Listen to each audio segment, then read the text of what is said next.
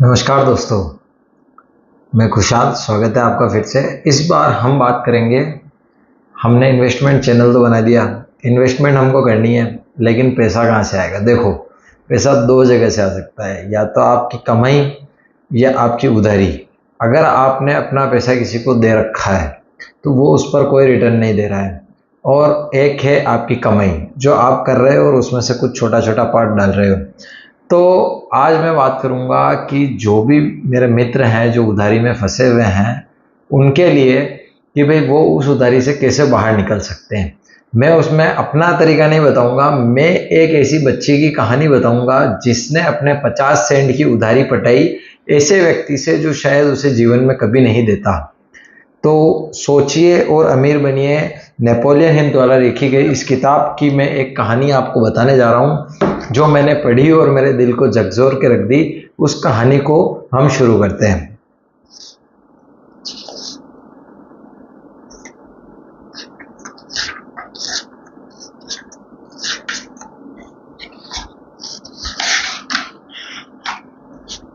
कहानी का नाम है 50 सेंट की सीख, जिससे दृढ़ प्रतिज्ञ होने की प्रेरणा मिली।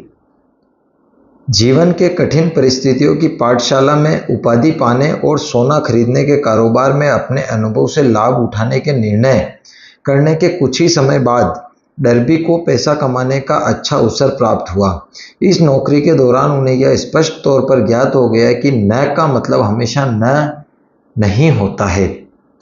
एक शाम वह एक पुरानी मिल में आटा पीसने में अपने चाचा की मदद कर रहे थे। उनके चाचा एक बड़े फार्म को संचालित करते थे जिस पर अनेक अश्वेत किसान रहा करते थे।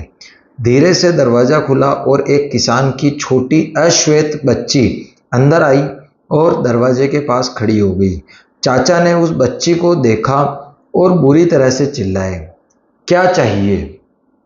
धीरे से बच्ची ने जवाब दिया, मेरी माँ ने अपने 50 सेंट लेने के लिए भेजा है। मतलब वो बच्ची जो है वो उस जो डर्बी थे उनके चाचा जी से अपने माँ के 50 सेंट जो उधार उसने लिए थे या उसके पास बाकी चल रहे थे वो उससे लेने आई थी। तो देखो बच्ची ने क्या बोला। धीरे से बच्ची ने जवाब दिया, मेरी माँ ने अपने 50 सेंट लेने के लिए भेजा है। तो चाचा ने जो जवाब दिया वो इस तरह से था, नहीं मिलेगा। चाचा ने जवाब दिया, अब तुम घर भागो। बच्ची बोली, जरूर सर, लेकिन वह नहीं हिली। चाचा अपने काम में लग गए। अपने काम में इतना डूब गए कि उन्होंने ध्यान नहीं दिया कि बच्ची गई नहीं है।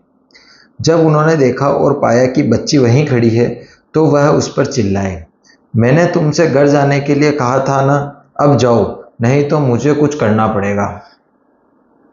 छोटी बच्ची ने कहा, जरूर सर, लेकिन वह एक इंच भी नहीं हिली। चाचा ने अनाज का एक बोरा गिरा दिया जो वह मिल होपर में डालने वाले थे। मतलब उस आटे जो आटा पीसने की मशीन थी उसमें डालने वाले थे तो उसको गिरा दिया। एक बैरल स्टेव उठाया, एक लकड़ी का डंडा उठाया और परेशानी पैदा करने वाले अपने चेहरे के साथ बच्चे की ओर बढ़ना शुरू कर दिया। डर्बी की सांसें थम गई थी। उन्हें ऐसा महसूस हुआ कि वे एक हत्या का गवाह बनने जा रहे हैं। मतलब डर्बी को इतना डर लगा था उनकी चाचा की स्थिति देख के कि ये आज इस बच्ची को मार देंगे। उन्हें पता था कि उनके चाचा उग्र स्वभाव के हैं। वह जानते थे कि देश के उस हिस्से में अश्वेत बच्चे गोरे लोगों की अवज्ञा नहीं कर सकते थे। जब चाचा उस जगह पर पहुंचे जहां वह बच्ची खड़ी थी, वह तेजी से आगे बढ़ी और आंखों में आंखें डालकर जोर से चिल्लाई, मेरी मां को वे 50 सेंट चाहिए। वह बच्ची आगे बढ़ी और आंखों में आंखें डालकर चाचा को बोली कि मेरी मां को वो 50 सेंट चाहिए।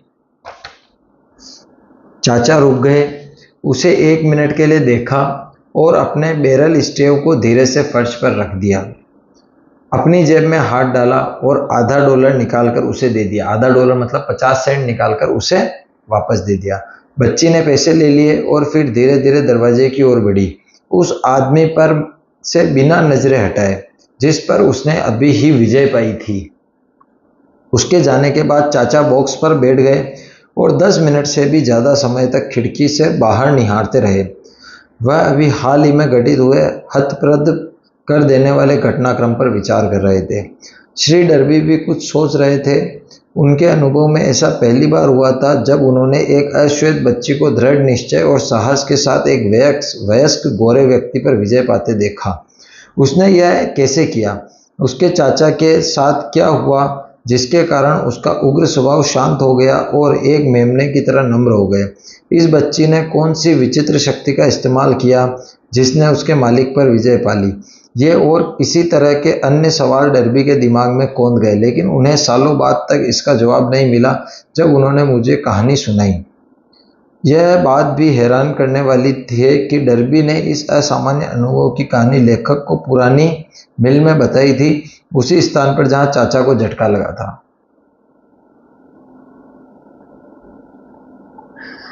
इस कहानी का शिक्षक यही है, अर्थ यही है कि आप जो कहते हैं उधारी का पैसा नहीं आ रहा है या मैं मांग रहा हूं और वो नहीं दे रहा है, तो जिस दिन आपकी लालसा, जिस दिन आपकी दृढ़ निश्चय, जिस दिन आपकी इच्छा होगी कि मुझे पैसा चाहिए ही चाहिए, प्रकृति उस व्यक्ति को जाके फोर्स करेगी और आपका पैसा ला करके पहुंचाएगी आप तक। आप इस सिद्धांत को यूज करेंगे, आपको शुरू में असफलता मिलेगी, लेकिन जैसे जैसे आपको इसमें सफलता मिलने लगेगी आप इस नियम को पालन करना शुरू कर देंगे और आपका पैसा आना चालू हो जाएगा। इससे आपके बिजनेस में बरकत होगी, इससे आपको एक्स्ट्रा कैश फ्लो मिलेगा। एक्स्ट्रा पैसा जो आपके पास बचेगा उससे आप एक्स्ट्रा रिस्क ले सकते हैं, एक्स्ट्रा रिटर्न ले सकते हैं। अगर आपका पैसा मार्केट में पड़ा है तो वो आपको कोई रिटर्न नहीं देगा, लेकिन आपका पैसा अगर सेविंग खाते में भी पड़ा है तो साल का 3 से 4% ब्याज आपको उठा करके दे देगा।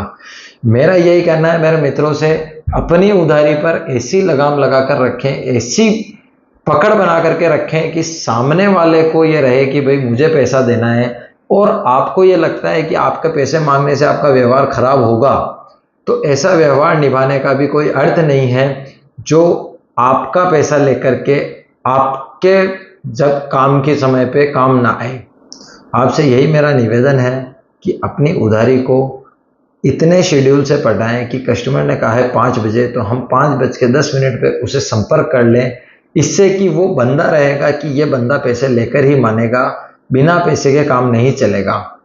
अब नेक्स्ट स्टेप जो आ जाती है बहुत बुरी स्थिति, जहां ग्राहक मानता ही नहीं है, जहां कस्टमर पैसा देना ही नहीं चाहता है, उस समय आप अपने मुस्टंडी दोस्तों का साथ लें, उनके पास जाएं, उन्हें डराए धमकाए नहीं, सिर्फ उनके पास जाएं और अपनी शांति, अपनी साइलेंस से उस आदमी को मजबूर कर दे बोलने के लिए, उस आदमी को मजबूर कर दे पैसा देने के लिए। इसके बाद भी नहीं होता है तो उग्र तरीका अपनाया जा सकता है, वो आपका अपना पॉइंट ऑफ व्यू है। हमेशा एक रास्ता ऐसा जरूर छोड़ें कि आप अगली बार उस व्यक्ति से अगर आपका कोई काम पड़े या आप वो आपके पास दोबारा आना चाहे तो ऐसा एक रास्ता छूटना चाहिए, ऐसी एक गली छूटनी चाहिए। कोई भी व्यक्ति आपसे नाराज होता है तो याद रखें, बाद में आप उसे मनाने का पूरा प्रयास करें। जब मामला ठंडा हो जाए तो आप उसे ज़रूर चाय नाश्ता कराएं ताकि वो आपकी उस नाराज़गी, उधारी वाली नाराज़गी से बाहर आ जाए। वो जीवन भर आपके साथ बना रहेगा और आपको नगद पैसा देता रहेगा। इस कॉन्सेप्ट को मैंने बहुत काम में लिया है, आप भी काम में लीजिए, ज़रूर सफलता मिलेगी। थैंक यू दोस्तों, जय हिंद, जय भारत।